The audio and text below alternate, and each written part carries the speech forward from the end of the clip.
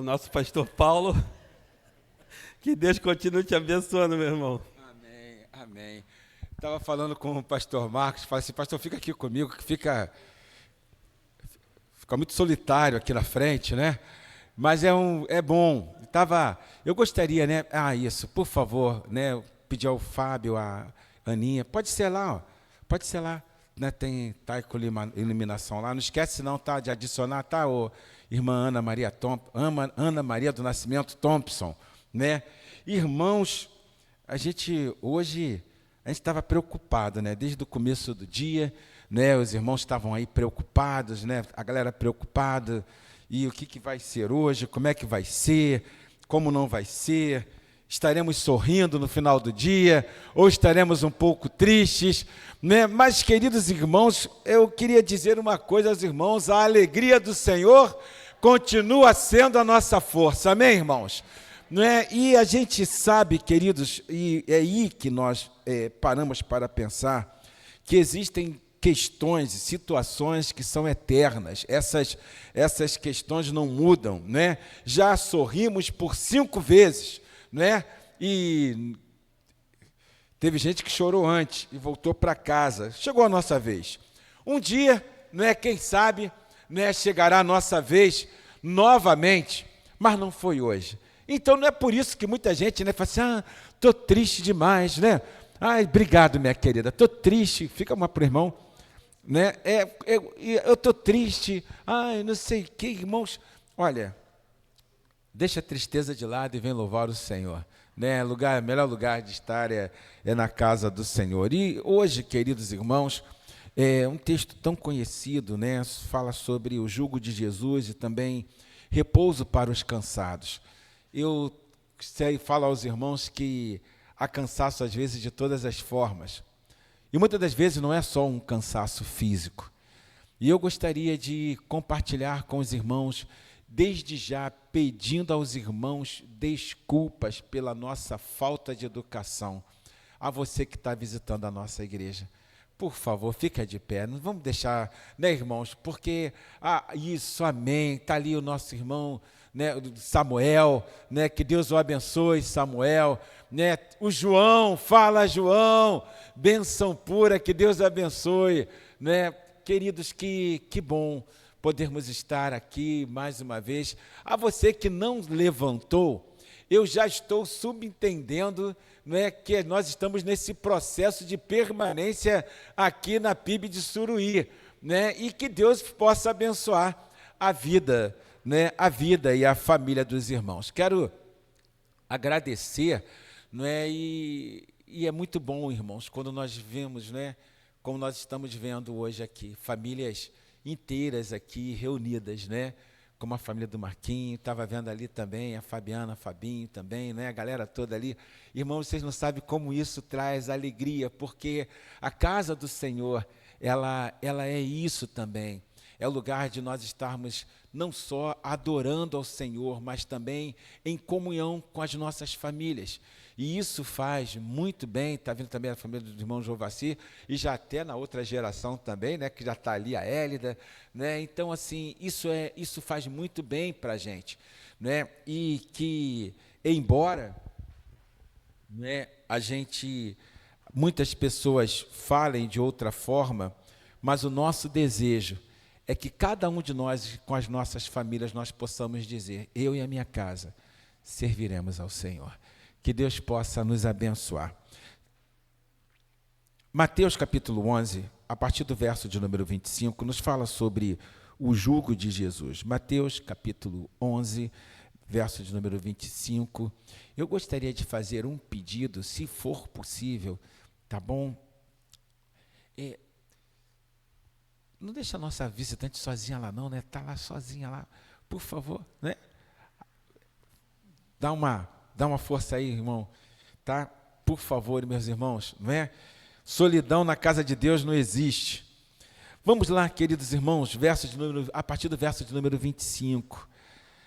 Naquele tempo, respondendo Jesus, disse, graças te dou, ó Pai, Senhor do céu e da terra, que ocultaste estas coisas aos sábios e entendidos e as revelastes aos pequeninos. Sim, ó Pai, porque assim te aprouve. Todas as coisas te foram entregues por meu Pai. E ninguém conhece o Filho senão o Pai, e ninguém conhece o Pai senão o Filho, aquele a quem o Filho o quiser revelar.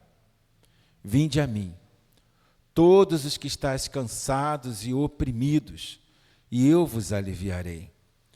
Tomai sobre vós o meu jugo, e aprendei de mim, que sou manso e humilde de coração, e encontrareis descanso para as vossas almas. Porque o meu jugo é suave, e o meu fardo é leve. Que bom, irmãos. Olha, não há uma palavra mais reconfortante do que a gente saber que há refúgio, há uma direção, há um lugar, há alguém. Eu sei que talvez muitos dos irmãos, por sinal,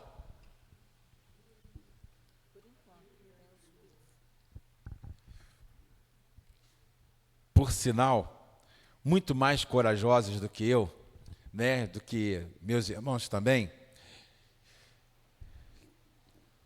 que havia conforto, queridos irmãos, quando batia o medo na noite e nós corríamos, né, no meio da madrugada para o quarto dos nossos pais. Era muito complicado aquilo, às vezes a gente ficava, era legal porque de manhã todos nós éramos muito corajosos, mas quando caía o sol, a coragem ia embora. De manhã a gente via filme de terror e a minha mãe falava: filhos, não vejam porque eu sei que vocês não vão dormir. Que isso, mãe? Aqui todo mundo tem coragem. Tem coragem até o 2º capítulo, quando batia a noite e parecia que a insônia vinha. Mas era reconfortante saber que havia um lugar para que a gente pudesse descansar, e era lá justamente no quarto dos nossos pais. E nós fazíamos assim. Mas, queridos irmãos, Jesus ele vem falando sobre algo muito mais profundo. Talvez as marcas que a vida deixou na alma de muitas pessoas. Há muitas pessoas que convivem, e é muito difícil justamente isso, todos os dias ter que acordar, não é? Talvez com o peso da vida. Talvez com o peso de uma responsabilidade tremenda, como muitas pessoas, elas assim a têm, não é? Talvez aquele filho muito jovem que tem a responsabilidade de toda a casa, talvez aquele que é pressionado por um sistema e que diz: olha, você tem que ser o melhor, você tem que ser o melhor, e muitas das vezes nós vamos ver que isso não vai acontecer. E o texto, queridos irmãos, ele nos fala sobre alguém, e primeiramente ele fala uma coisa que muitos de nós, às vezes, passa despercebido para nós. Porque alguns, talvez até entendam que Jesus ele faz uma seleção sobre pessoas, ou em razão de algumas pessoas. Olha, eu vou fazer o seguinte, né? Eu vou revelar a alguns e não vou revelar isso a outros. Quando nós começamos a nos debruçar do texto, nós começamos a ver, queridos irmãos, que ele faz justamente uma divisão. Ele fala sobre os sábios e os entendidos, e revelou justamente aos pequenos. O que Deus está falando conosco, o que Jesus, homem, Deus, está falando conosco, queridos, é tão difícil quando uma pessoa, alguém tão arrogante, talvez tão cheia de si, ela não consegue entender e nem ver a provisão de Deus, a mão de Deus sobre a sua vida. É tão difícil quando alguém ela confia em si mesmo, e ela olha para dentro de si e diz: olha, eu não preciso de nada, eu já tenho tudo, eu não preciso de ninguém, eu compro pessoas. E, queridos irmãos, como alguém ela poderá ter essa revelação do Pai se ela em si, ela entende que ela não precisa de nada? Mas graças a Deus, ele fala que ele libera justamente aos simples, aos pequeninos, porque, meus amados irmãos, existem situações que realmente a gente fala que é o render-se ao Senhor. Não tem como. Amados, a oração daquele que se rende ao Senhor é totalmente diferente. Porque, queridos irmãos, é entender que você não tem força em si mesmo para que você possa lutar contra determinadas situações da vida. É você olhar para dentro de si e você ver, Senhor, se o Senhor não me ajudar, eu não sei o que será da minha vida. E, meus amados irmãos, esse talvez seja o melhor campo que tem para o Senhor Jesus atuar. É justamente quando nós nos julgamos. Não só julgamos e entendemos que somos altamente dependentes de Deus. Aí, meus amados, já não é a questão de nós olharmos para nós e falarmos o seguinte, Senhor, eu já tentei talvez de todas as formas. Muita gente talvez já tenha feito isso. Muita gente talvez já tentou do seu jeito, e eu fico pensando em tantas desculpas que nós ouvimos de tantas pessoas para que possam se render ao Senhor. Algumas pessoas dizem, olha, essa questão aí é muito filosófica, a Bíblia é um livro de contradições. Irmãos, eu nunca vi contradição na Bíblia. E uma das coisas, porque as pessoas falam, né? Mas na Bíblia está escrito que Deus se arrepende. Ah, meus amados irmãos, se a gente for debruçar e formos falar um pouco sobre o original, não é o fato de Deus se arrepender como o homem se arrepende. É ele justamente pela sua misericórdia deixar de fazer o mal que ele estava pensando em fazer. E muitas das vezes, queridos irmãos, isso não é feito, não é porque Deus se arrepende como nós nos arrependemos, mas é a sua graça, é a sua misericórdia. Em Jonas, nós lemos isso, e queridos irmãos, a gente vê que a palavra que Deus deu a Jonas foi para que ele pudesse ir a Nínive e pregar, queridos irmãos, e falar a respeito de um arrependimento. Deus estava, queridos irmãos, de alguma forma, querendo punir a cidade, mas a misericórdia de Deus alcançou aquela cidade e Deus deixou de fazer. E justamente não é isso que acontece quando nós nos entendemos altamente dependentes de Deus. Talvez o que esperasse para muitos de nós, talvez não fosse um futuro maravilhoso. Mas quando nós nos rendemos ao Senhor, e é por isso que a primeira verdade que nós entendemos e vemos na palavra, queridos irmãos, é que realmente só há entendimento e rendição na rendição ao Senhor Jesus. Não tem como nós fazermos de outra forma. Então, assim, queridos irmãos, ele vai falando para nós, e quando nós começamos a olhar o texto, não só nesse texto propriamente dito, mas falar sobre o vinde a mim, eu fico vendo alguns personagens bíblicos. Vejam comigo, em Mateus 19, né, ele fala a respeito de um rapaz muito rico, um mancebo de qualidade, um mancebo rico, ele tinha muitos bens. Jesus fez uma proposta para ele maravilhosa. E ele fala justamente assim, bom mestre, que farei para, olha o que ele diz, para conseguir, algumas traduções diz, para herdar a vida eterna, outra para entrar na vida. Eu gostaria de dizer aos irmãos que ele faz justamente essa questão, porque para ele estava tudo certo. Eu falo, queridos irmãos, ter Jesus é diferente de ser um religioso, de verdade.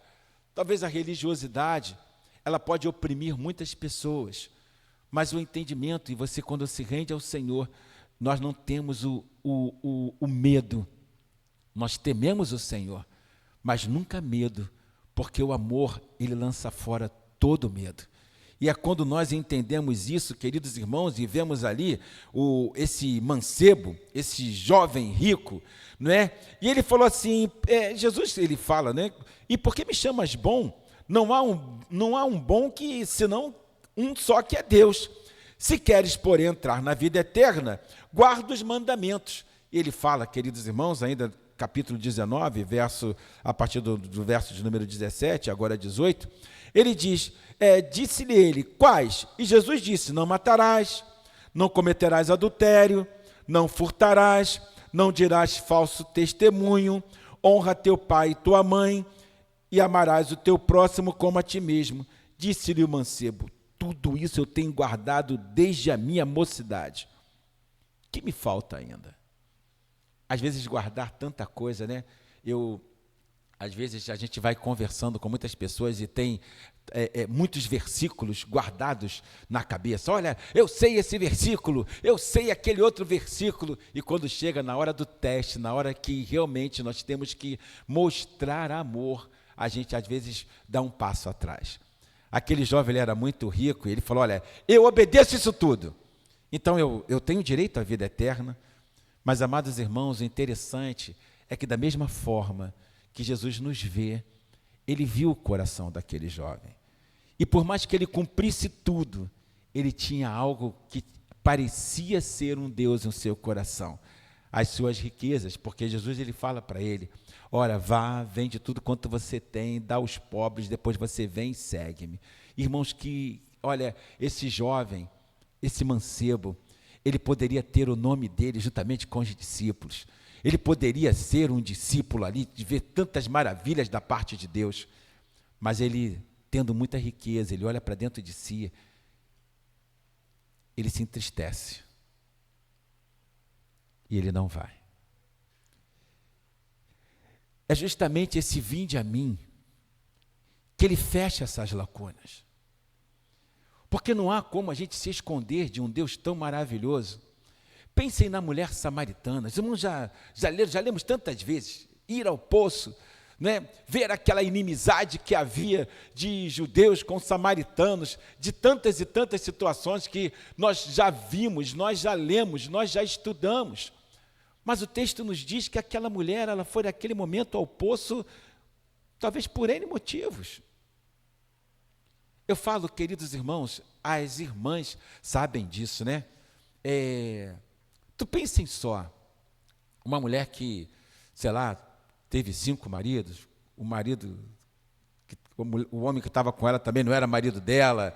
Tu pensa como é que devia ser as meninas falando na hora de lavar a roupa ali, ou pegar água ali no poço? Como é que devia ser as meninas conversando sobre esse assunto? Tá lembrado? Vou dar um nome aqui fictício, né?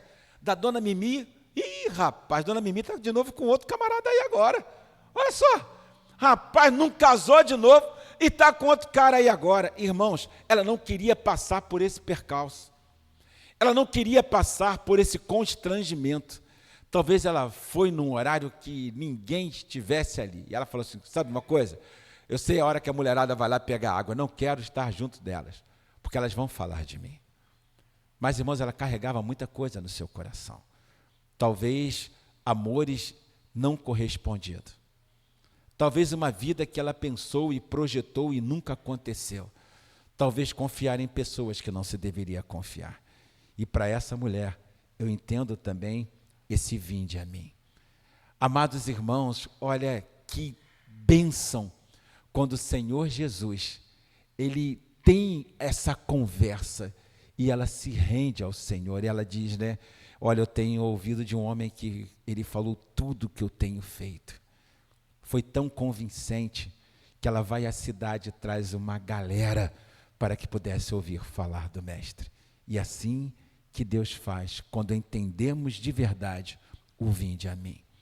Talvez um dos homens, queridos irmãos, mais macabros que a gente olha na Bíblia, a gente olha assim, eu fico olhando, eu fico pensando, porque eu não consigo, meus amados irmãos, projetar, ou não consigo ver, eu não vi uma situação como essa ainda, do endemoniado de Gadara. Irmãos, morava nos sepulcros, vivia preso em grilhões e possesso por uma legião. Era difícil a vida desse homem. Até o momento, queridos irmãos, que ele se encontra com Jesus, e eu vejo para o endemoniado de Gadara também servindo este vinde a mim da parte do Senhor Jesus. Como ele poderia sair daquela situação? Mas, meus amados irmãos, quando nós estamos com Cristo, ou vamos ao Senhor, a palavra de Deus nos diz que Ele não lança fora ninguém. Aquele que vai a Ele em contrição, jamais Ele deixou à beira do caminho. E é justamente por entender isso, Ele fala, vinde a mim. Você está cansado, você está sobrecarregado, há uma direção. Há uma direção ao lado de Deus, irmãos. Nenhum de nós podemos, talvez, por mais fortes ou sábios que venhamos a ser, nós não teremos resposta para todas as coisas da vida. Uma coisa nós temos a certeza: a mesma voz que falou para o endemoniado de Gadara, para a mulher samaritana, para aquele jovem, aquele mancebo, é a mesma voz que continua falando hoje para cada um de nós. Como é que está o teu coração? Como é que está a sua vida?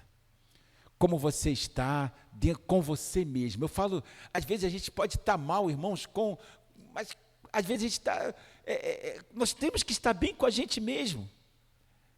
Eu lembro de uma irmã, que ela falava muito, eu lembro de uma oração, e ela ter feito assim: Senhor, graças a Deus que o Senhor me entende, quando nem eu mesmo me entendo. Eu entendi o que ela estava falando, porque às vezes tem hora que a gente não se entende. Mas graças a Deus, que a mesma pessoa que diz o vinde a mim, Ele está aqui presente nesta igreja. Ele está presente entre nós. E o mesmo poder que Ele teve para modificar vidas que quiseram ser mudadas. Porque aquele mancebo de qualidade, ele deu as costas ao Senhor. Aquele mancebo de qualidade, de alguma forma, ele falou para ele mesmo: olha, eu tenho muita riqueza, eu confio naquilo que eu tenho. O que o Senhor está me propondo é algo que eu não posso apalpar, é algo que para mim é imprevisível. E há muitas pessoas, irmãos, e talvez realmente o ter fé é se lançar com fé, aquele que pode mudar, aquele que pode mudar quadros, aquele que pode, queridos irmãos, dar descanso para as nossas almas, porque muitos fardos talvez já colocaram. Eu falo, talvez um fardo, né, que muitas pessoas às vezes têm, eu gostaria, em nome de Jesus, que um dia nós aprendêssemos, né?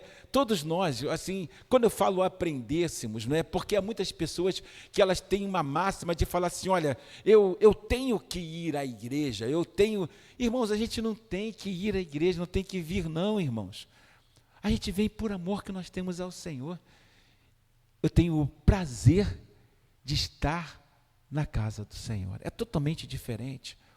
Porque quando nós olhamos como obrigação, e a gente começa a falar como obrigação sobre todas as coisas, eu tenho que usar terno.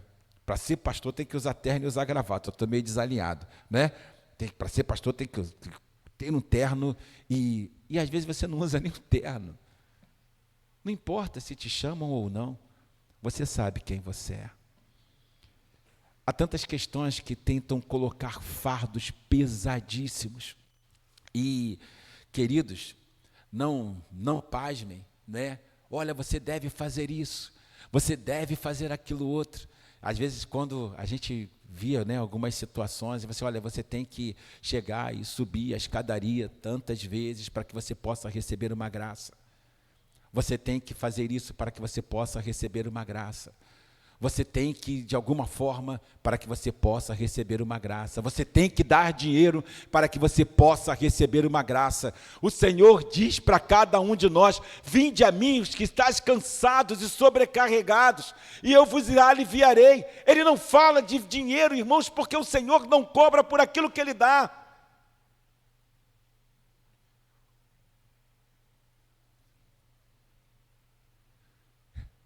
Estávamos próximo à Angra dos Reis e uma senhora, ela estava desesperada, porque ela pediu para que pudesse orar por uma causa que estava na justiça.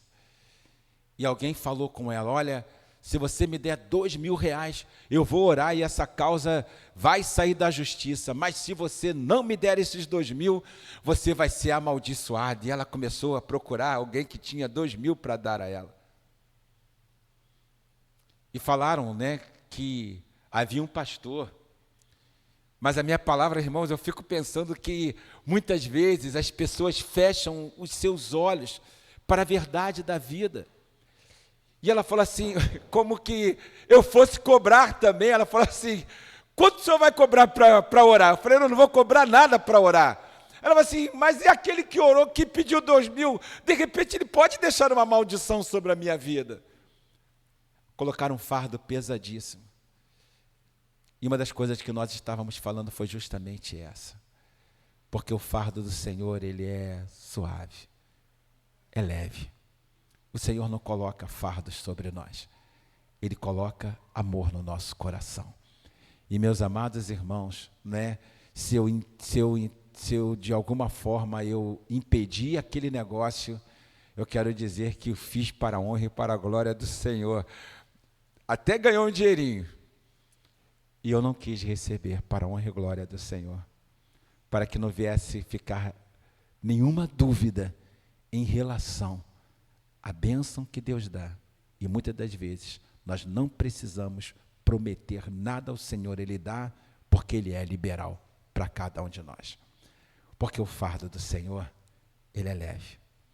Nós podemos sair daqui, da casa do Senhor, voltando para as nossas casas e talvez carregando o mesmo fardo pesado que chegamos aqui. Talvez o fardo da vida, fardo da desilusão, mas talvez nós também podemos fazer algo maravilhoso aqui nesta noite. Entregar o nosso fardo nas mãos do Senhor Jesus e dizer: Senhor, é contigo. Eu já não tenho mais forças. A minha força, eu tentei até hoje, mas não consegui. E o que o Senhor está pedindo, né, para mim e para você é justamente isso. A vida, ela é muito cíclica em algumas situações. Irmãos, hoje, a gente para pensar que a melhor coisa que tem é entregar a vida e o fardo ao Senhor Jesus. Porque Ele direciona, Ele dá palavras, Ele dá força. Ele dá força ao cansado e multiplica as forças daquele que não tem nenhum vigor.